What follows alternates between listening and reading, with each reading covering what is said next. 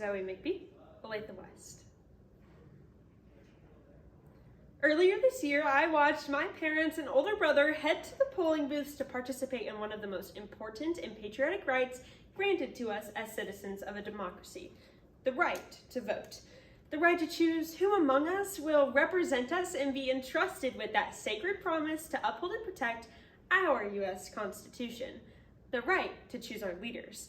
And based on what I've seen in the past few weeks of Congress, we chose some real winners. But this isn't a speech about voting or more perfect unions or the right to choose our leaders.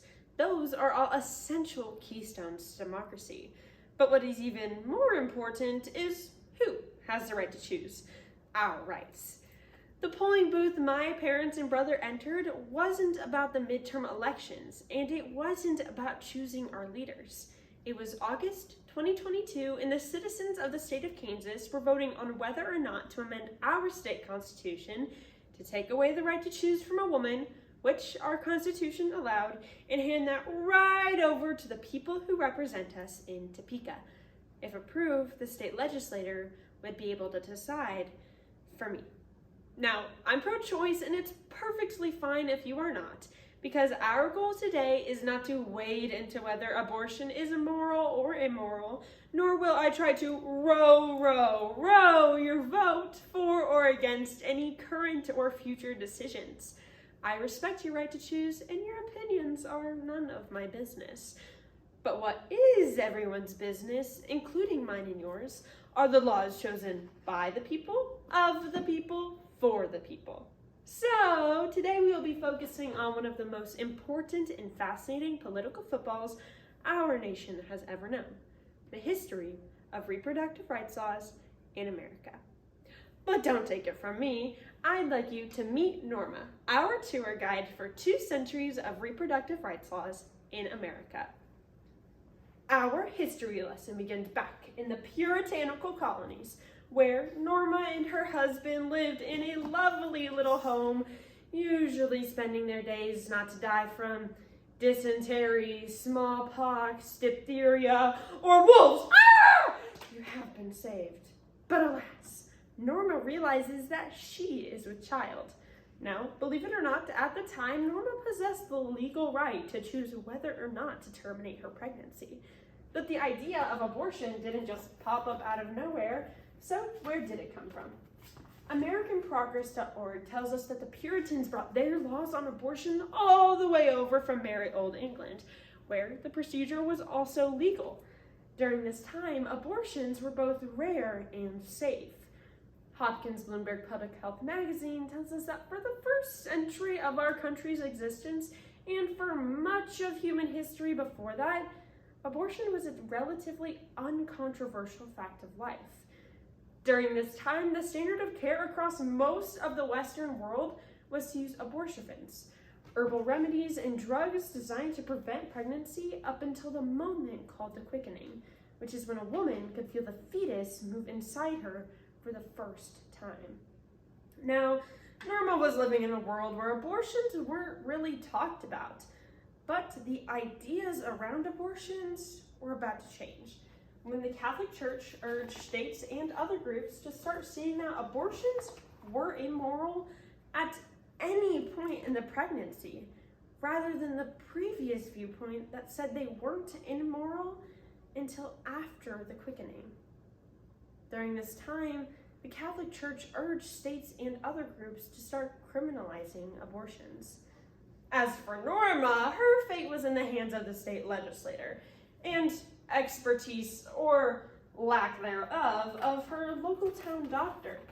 It's interesting to note at this time that before states started criminalizing abortions and limiting them to only town doctors' offices, abortion providers were primarily midwives, whose expertise of women's health care far exceeded her local town doctor. So when states limited abortions to only the town doctor's offices, the fatality rate amongst pregnant women everywhere skyrocketed. Norma was living in a world where abortion was a hot topic, and the rules of the game were about to change again. Because in 1960, the Right to Life movement began. Now, it would be decades before the right to life movement actually focused on the life of a child that a better birth of this movement comes from James Moore, author of the book Abortions in America, who writes, physicians use anti-abortion laws pushed by state legislators to increase their stature and undermine their opponents. Back then, the fight wasn't between pro-life and pro-choice, but rather between licensed and unexperienced doctors and unlicensed and experienced midwives. This narrowed Norma's decisions down to, well, medical doctors whose understanding of women's bodies back then was as well uninformed as medical doctors' understanding of women's bodies now. And for nearly 20 years after this, states criminalized abortions to whatever degree they desired. Some took an aggressive approach, while others tried to find a balance, much like my parents going to the polling booth back in August. But wait, there's less. In 1969, a woman we now know as Roe found herself pregnant with a child she could not possibly care for. This woman was Norma McCorvey, who lived in Texas where abortions were absolutely abolished. She hired two lawyers by the names of Linda Coffey and Sarah Weddington, whose legal fight focused on the man named Henry Wade, district attorney of Dallas County, Texas. This legal battle led all the way to the 1973 Supreme Court case Roe versus Wade, where the Supreme Court ruled that in America, any woman could get an abortion. But I'd like to hop into the life of Norma McCorvey. Her life didn't end with Roe. In fact, it took quite an interesting turn. For nearly 20 years after Roe v. Wade, Norma spent her life being a chief defendant of the pro-life movement until a recent documentary when she tells us that it was all a lie. She says that she took their money, they pushed her out in front of the camera and told her what to say.